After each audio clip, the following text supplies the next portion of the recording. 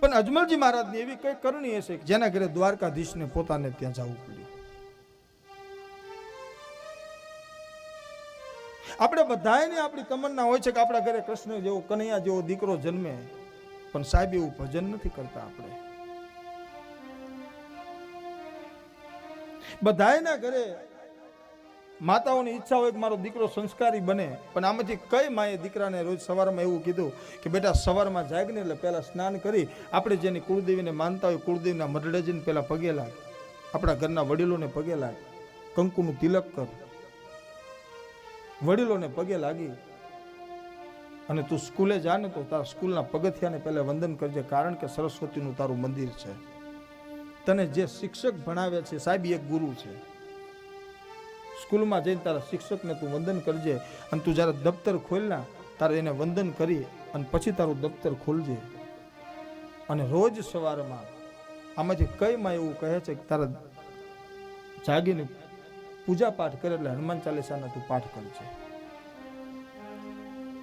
આજ નહીં તો કાલે સાહેબ આ કરવું જ પડશે આપણે. કારણ કે મેં અમુક ઘર એવા જોયા છે કે કેટલા ટ્યુશન રખાવા છતાં બાળકોમાં વિદ્યા લાગતી નથી, વિદ્યા ચડતી નથી. જે બાળકને તમારે આગળ ભણાવવામાં પ્રગતિ જોતી હોય એ બાળકને સમજાવો કે રોજ હનુમાન ચાલીસાના પાઠ કરે, કારણ કે અંક ભલે ના આવડે મને ગણિતનો ઘડીયો, પણ અનેક અક્ષર ઉકલે રીજે જો રોકડી. ભૂત પિચાસ નિકટ નહીં આવે, મહાવીર જબ નામ સુનાવે. કઈ માં એના સંતાનોને કહે છે રોજ સવારમાં તારે આ કાર્ય કરવાનું છે. રોજ સવારમાં જાગી તારી આપણે જેને માનતા હોય માને પગે લાગી, ત્યાં દીવાબત્તી કરી પગે લાગી હનુમાન ચાલીસાના પાઠ કરે, ઘરમાં વડીલોને વંદન કર. કોઈ સંતો તને સામે મળે તો જેને માનતા હોય જય સિયારામ, ઓમ નમો નારાયણ આ શબ્દ બોલવો, સાધુ દેખીને નમન કરો. આ બાયડની બાજુમાં સાહેબ એક પરિવાર છે, નાનો એવો છોકરો. એ ગામમાં કોઈ પણ આખા ગામમાં કોઈ પણ સાધુ આવે ને એ છોકરાને ખબર પડે એટલે ઘરે એના પરિવારને ઘરે જમવું હોય ને તો જમવા ન દે. એનો પરિવાર જમવા માટે બેસે ને તો એ છોકરો થાળી લઈ લે. નાનો એવો છોકરો સાહેબ થાળી લઈ લે. એટલે પરિવારને પૂછે કે તું થાળી કેમ લઈ લે, અમને કેમ જમવા નથી દેતો. એ છોકરો એમ કે ગામમાં સાધુ આવ્યા છે અને તમારે સાધુને મૂકીને જમી લેવું છે. એ છોકરાને એની માં, એના દાદા કે એની બા એ સાધુ પાસે ન લઈ જાય ત્યાં સુધી છોકરાને ઘરે શાંતિ નથી મળતી. કદાચ રાત્રિ હોય, ભજન હોય અને ગામમાં સાધુ આવ્યા હોય તો સાહેબ બાળક ક્યાં સુધી જાગી શકે? જ્યાં સુધી ઠાકર થાળી પૂરી ન થાય ત્યાં સુધી બાળક સૂતો નથી. આ કયો જીવાત્મા છે? નાનપણથી ને જેને સાધુ સાથે લગાવ લાગી ગયો હોય. બધાની તમન્ના છે કે અમારા દીકરા સંસ્કારી બને, અમારા દીકરા સારા બને,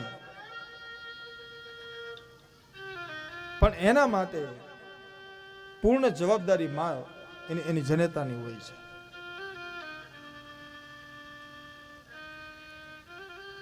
કેલૈયા કુંવર જેવા દીકરાની તમન્ના છે, દ્વારકાધીશ જેવા દીકરાની તમન્ના છે, પણ યશોદા તો બનવું નથી. અત્યારે છોકરું સેજ તોફાન કરે ને, સંસ્કાર આપવાની વાત તો એક બાજુ રે, મોબાઈલ પકડાવી દે, ગાલે ગેમ રે. અને મારી તમારી મોટા મોટી કરુણતા છે સાહેબ. અત્યારે ક્યારેક યુટ્યુબ ખોલજો, યુટ્યુબ ખોલીને જોજો, વિદેશના ભૂરિયાના છોકરાઓ અત્યારે રાધે કૃષ્ણ ભજન કરે છે ને આપણા છોકરા મોબાઈલમાં મથે છે.